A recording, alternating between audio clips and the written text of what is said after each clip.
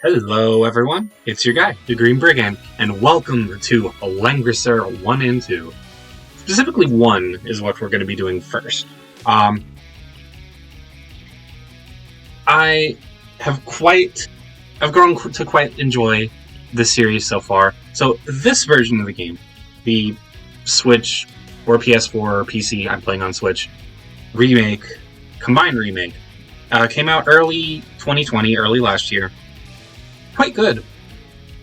So I think we're just going to go ahead and start a new game, jump right into it. I'll explain some of the mechanics as we go, and I'll try to come at this from the perspective of someone who's played Fire Emblem, because, well, most of you are more familiar with Fire Emblem. I was more familiar with Fire Emblem. Well, I still am, but...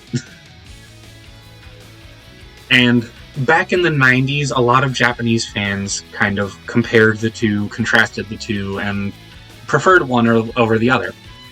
So, we'll take that approach. So we're going to start things off with the goddess and a personality quiz.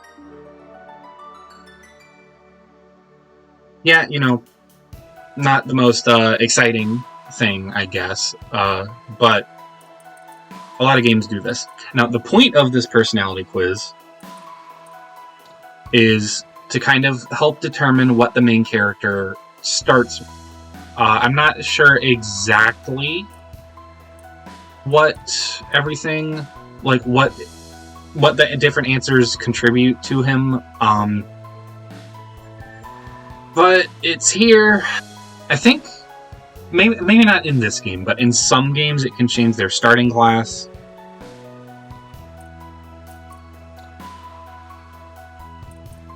But we're just gonna go through it.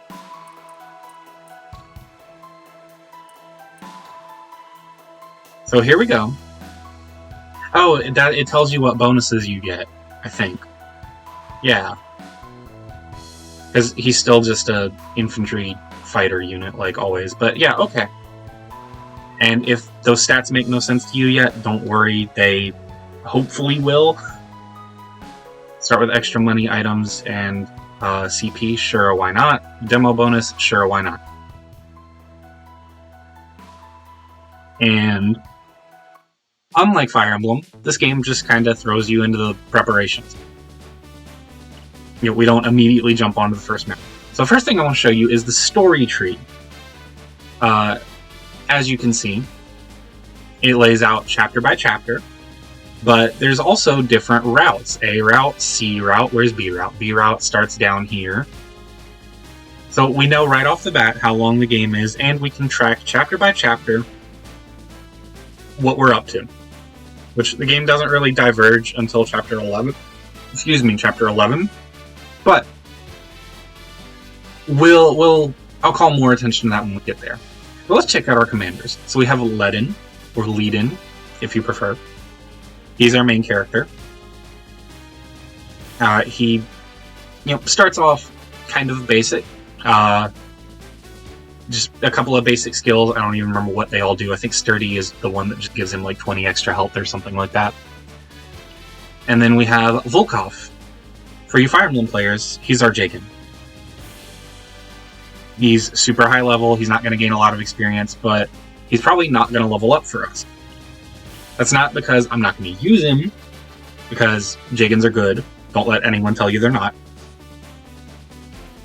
And I'm going to skip over the shop for now, because there's nothing neat. We're just going to deploy. And that takes us to the first map proper. There we go. It gives you this nice overhead zoomed out view, which we can look at again if we want to.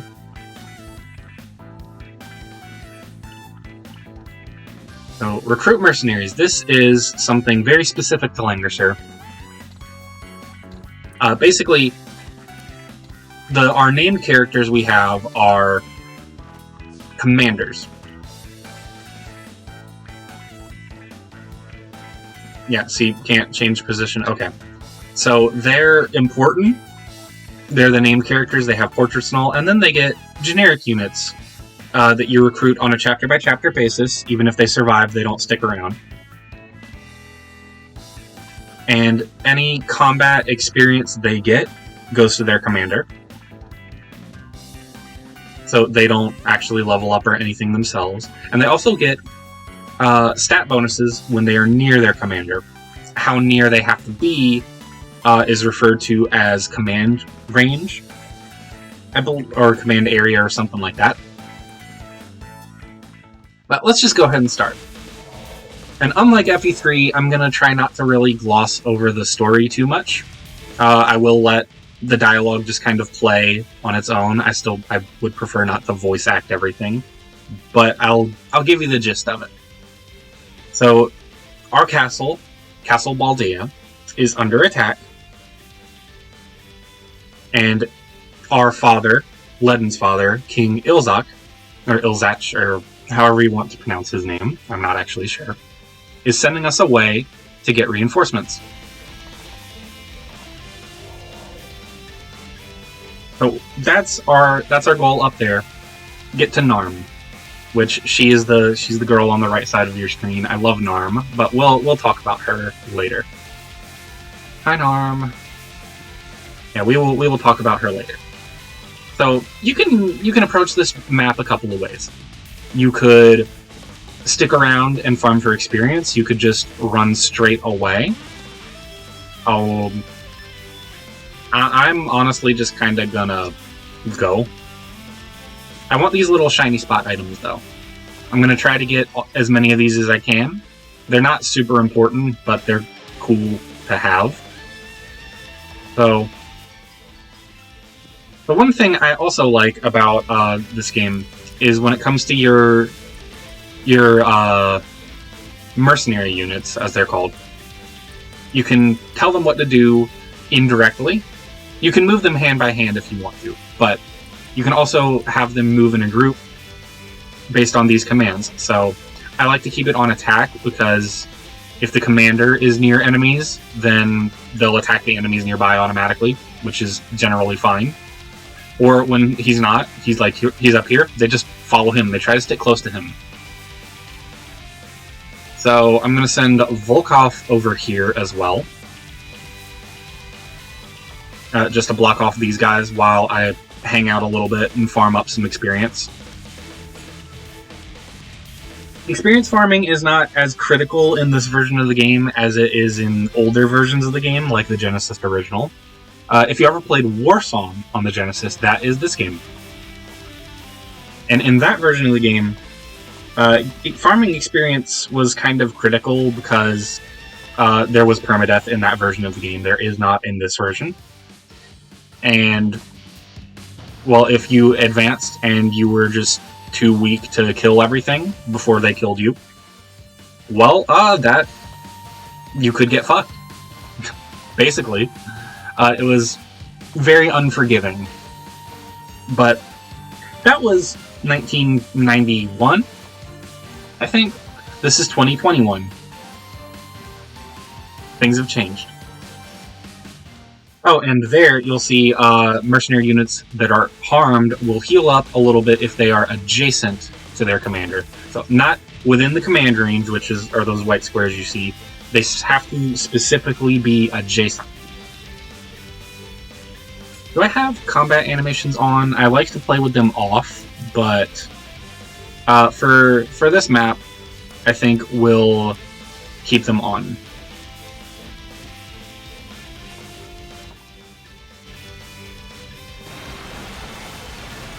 So they're kind of nice. Some people, I think, have complained about the graphics. Personally, I like them. It looks kind of mobile gamey, but I think it's in a good way. The background art is very, very detailed and vibrant.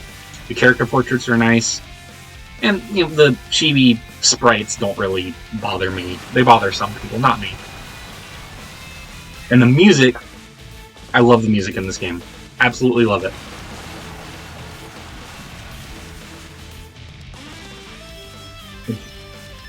This high-octane, high-energy, guitar-focused, rock metal-y sort of sound, and that's exactly the kind of stuff I grew up listening to. Oh, here's something I should cover. Magic. Yeah, Lead in here, a physical unit, can use magic. He won't really get offensive spells, but you can see what this spell does, what its range is there. It shows you an example on the right side of the screen, and it tells you what it does at the bottom. The catch is, let me show you. You can't do it after moving. You have to stay put to do that, which I think is interesting. So I'm going to sharpen up. Oh, and you also get a little bit of experience for doing that. Like, that alone just shot him straight up to level 2.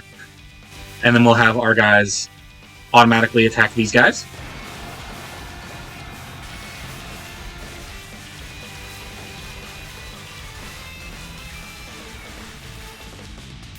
You see why I like to play this game with animations off? They're nice, but a little bit slow, I think.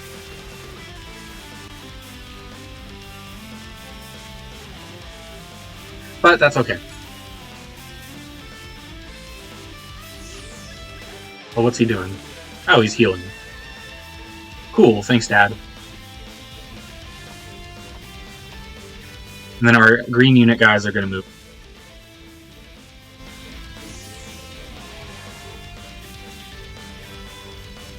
We may or may not see some of these people later. I'm not going to tell you. Well, you already know Narm.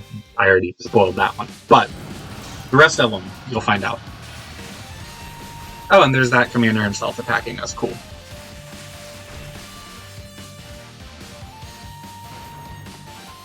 So they killed one of our mercenary guys. We can just buy another one next chapter. That's not a big deal.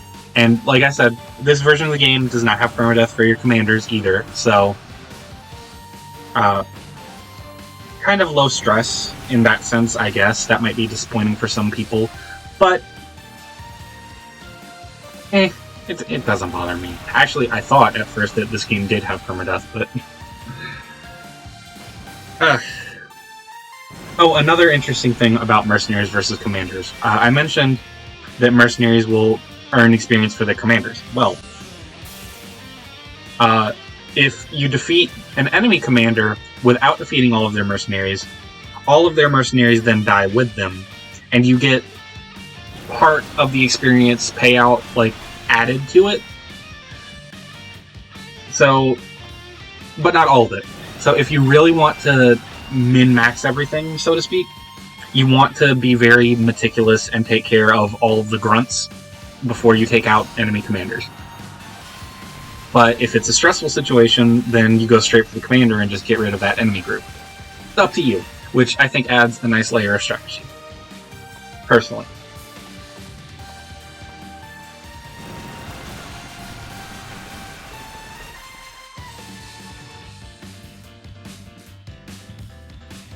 God, I love this music. Alright.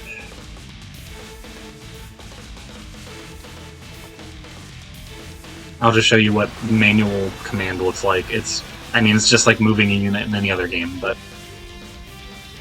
if you want to be a little more specific about what you're doing. Oh, and in this game, also, your attack power, your damage output, is kind of tied to your unit's current HP. So healing, staying healthy is pretty strongly encouraged.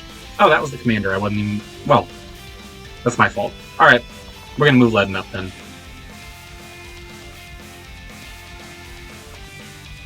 We'll have Volkov knock off this grunt right here.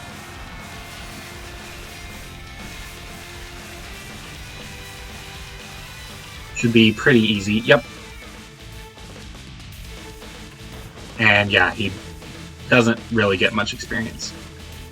Oh, and when you go to end your turn, mercenaries that haven't moved yet, or haven't stood by yet, will execute their commands automatically, the same as if you just went over to commander and pressed X. So, that's nice too. It cuts out, between that and being able to turn off the animations, which, again, I'm going to. I'm sorry. I know for FE3 I left them on. People kind of prefer to have them on. It just eats up so much time. It's not that they're not good, but well, we want to get through this game eventually, right? So, maybe I'll turn them back on here and there for important things, but whatever. We'll get there when we get there.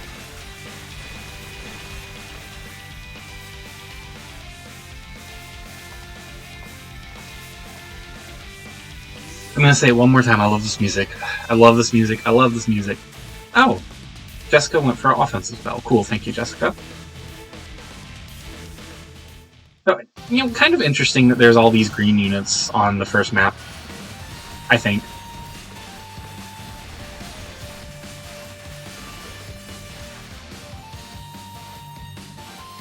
I also think it's kind of a bold move that the first map is played out as an escape map. That, well, you never see Fire Emblem do that.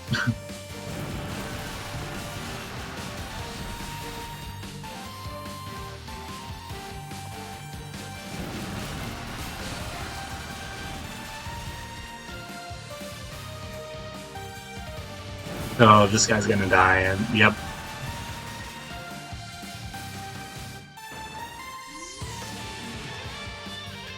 Oh, you're healing him up? Okay. Rip. Oh, that healed him full. Oh well. Not like we're sticking around for much longer.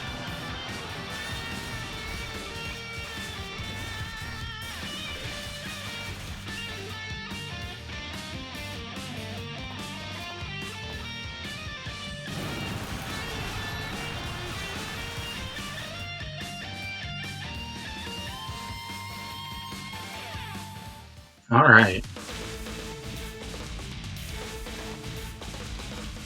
We made it! Scenario clear! But sometimes chapters are referred to as scenarios in Langrisser. It depends. Yeah, I'm worried about... We'll come back.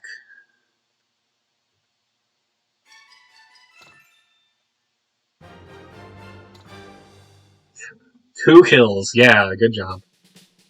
And so then it just takes us back to this overworld map. Oh, we can get a story synopsis. I forgot about that. Prince Ledin and Volkov escaped thanks to Norm and her knights. While traveling to Salaroth and Allied Kingdom, they meet a girl named Chris, priestess in training. They decide to escort her. However, bandits lurk close by. Yes, they do. Oh, I'm going to save my game. Oh, that was first playthrough? Okay. Overwrite this one, that's fine.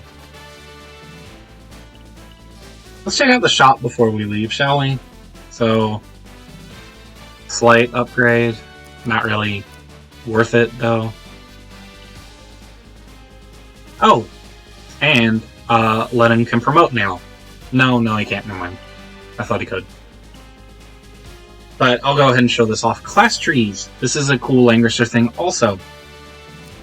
Unlike Fire Emblem, you don't just have a single promotion path or, well, a single promotion at all, or just you choose between two and that's it. No, you keep going and going and going, and you get more and more skills and mercenary types, and you can potentially change your movement type, which is really cool. Really cool, I think. Here's also where we can equip passive skills.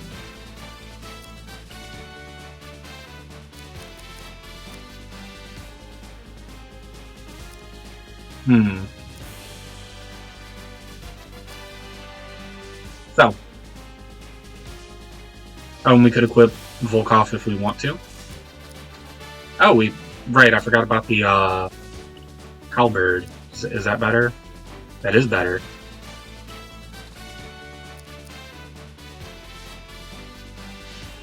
But I think I'll give that to Ledin. Keep the Boots of Wind on him because movement is awesome. I'll give this to Volkov because why not? Give him this. Give him that. Cool. Now I'll save, and I think we'll end off there. We'll probably just do one chapter an episode. Hopefully I won't have to split them like I did in FE3, especially if we're turning animations off and all that stuff. But I'll keep explaining things as we go, and I'll kind of summarize the story. But for now, thank you guys so much for watching. I hope you're excited to dive into the world of Langrisser. I'm excited to show it off. And so, like, comment, subscribe, keep watching. I'll see you next time. Take care.